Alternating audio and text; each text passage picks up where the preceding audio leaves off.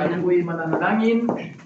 Ama naming Diyos, banal at makapangyarihan sa lahat, salamat po sa panibagong lugar na ipinagkaloob po sa amin, na kami po'y dinala muna sa mas malapit na lugar at mas magandang lugar. Nawa, Panginoon, ito po ay pasalamatan namin sa pamamagitan po ng pagbibigay po namin ng lalong katapatan, involvement at aktibong lahok, Panginoon, sa bawat programa. Salamat po sa mga kapatiran na narito na, at ganoon din po ang mga kababayan, kaibigan, mga panauhin. Patuloy pong inaalala ang iba pa naming mga kapatiran na inaasahan namin na makikiisa sa banal na gawain nito. Panginoon, kinikilala rin po namin ang aming mga kalagayan sa iyong banal na harapan.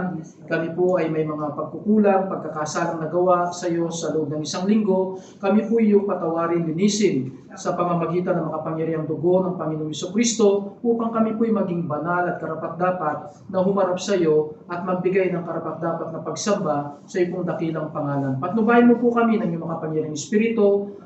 I-bless mo po ang bawat bahagi ng programa upang ang lahat po ay makapagbigay ng kalwalatian sa iyong dakilang pangalan, makapagpatibay sa mga mananampalataya, at kung may kasamang kami na wala pong katiyakan ng kaligtasan, gamitin mo rin po ang gawain ito upang makilala po nila ang Panginoong Jesucristo na kanilang personal na Panginoon at tagapagligtas. Panginoon, na lahat pong ito ay aming hiling at dalangin, puno po ng pagtitiwala at pasalamat, alang-alang sa makapangyarihang pangalan po ng aming Panginoong Jesucristo. Amen. Amen. Salamat po.